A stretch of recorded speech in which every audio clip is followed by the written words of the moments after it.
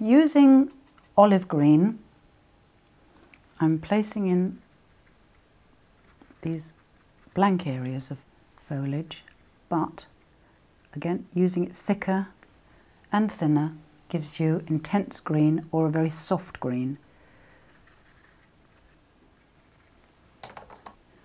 Washing that over so it's completely covering the wall, but we know that the wall is in behind. You can add a bit of blue with your green for the shaded areas, which I'm going to do in a minute. Just putting that in behind the structure. Yep. And adding a bit of the Windsor blue to it. There we are. So that helps. Let it flow. The wetter it is, the more it'll flow. Don't be frightened of it. It just does its own thing. It can be quite fun to watch. If you haven't done anything like this before, it might be a good idea just to have a little practice on a piece of paper first. So that's olive green and a bit of dark blue washing into each other. And you can see the masking fluid. Look, can you see the masking fluid showing up? There. Round we go.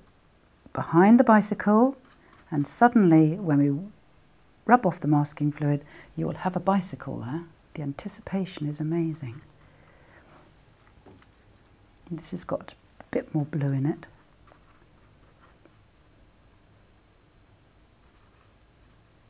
There we are. So it's sweeping round the bicycle, over the brickwork and around the porch.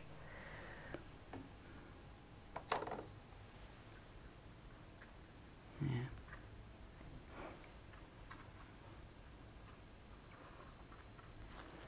You can lift with a tissue just areas. That gives you a softness as well. Just doing a little bit of dabbing there. And what I want to do is bring a bit of greenery just along here because there's too much brickwork. I might have to add a bit later on. And I'm mixing a bit of yellow in here to this green and putting a brighter area here.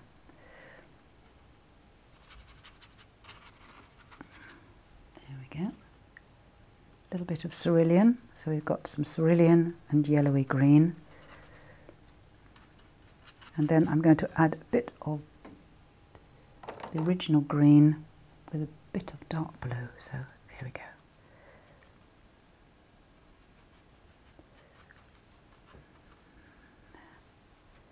And before it's going to dry, I'm going to just put a spot of dark through the back there. So this is pure dark blue.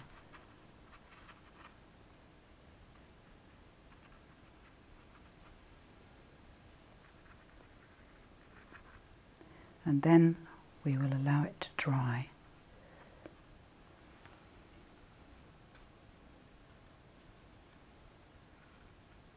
There. This seems to be dry enough now. I'm going to put some grey and burnt sienna for the roof, and that can be wet into wet as well. So put a bit of grey and a wash of burnt sienna in there. Mix those together. It could be even a little bit brighter there. There's got to be a contrast between that area and that. And then I'm going to put the bright red door in. I thought this was such a cheeky door, this one, with this colour. Cadmium red. But if you try your own door, perhaps you'd like to try a different colour. It really is quite striking. There. Straight down the letterbox, the edges, and around the flowers. I put some masking fluid on there so they're going to be protected. And that again will show up that shape around there. bottom. And we've got this very interesting negative shape just here through the porch's structure. There we go. And then you can drop some different colour into that. So it just gives a little bit of variation on there, just a spot of blue. There we go. I'm going to put the greenery into this pot and sweep the colour around. This is yellowy, bluey colour. And then the geraniums are going to be a pink. So sweep that colour around there. And that can run into the redness at the back, but that doesn't matter, and I can take a bit of that red and bring that in to my green. And the pink, pinky colour, right pinky colour here. Drop the pink. Yeah, that's a lovely colour. There we are. Perhaps even lift that bit out of the tissue. A bit more. There. Now I'm going to do the bicycle, and this is burnt sienna and a bit of grey mixed together. So I've got to look at the tyres. They sweep around here, around there. And this bicycle is leaning up against the steps somehow. Here we are.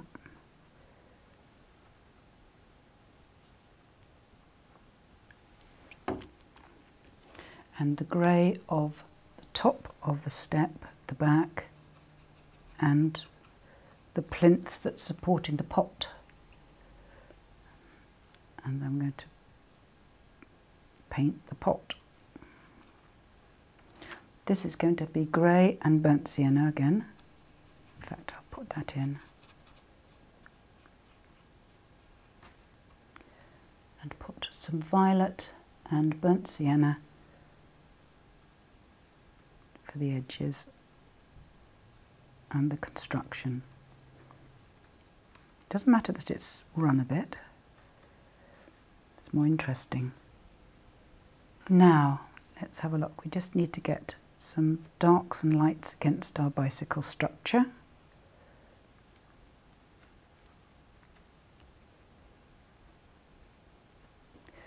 And I'm going to put the porch architectural features into this area.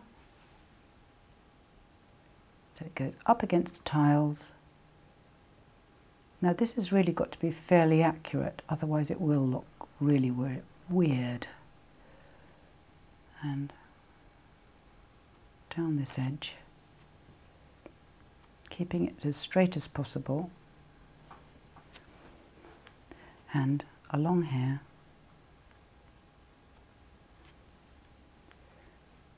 There we are. And in through here. Yes, this can be quite complicated, but I'm trying to keep it as simple as possible. And a bit of burnt sienna there. Just doing the back of the porch, and then we'll let it dry. There we go. Back of the porch there. Let a bit of green come over. Some greenery is just making its way and softening the edge of that. And a bit of dark in behind.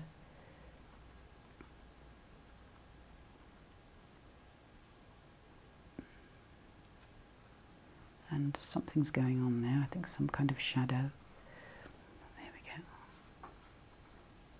we go. And yellow ochre and a bit of brown for the name of the cottage. And for the post box, just the edges there. And then we'll let it dry.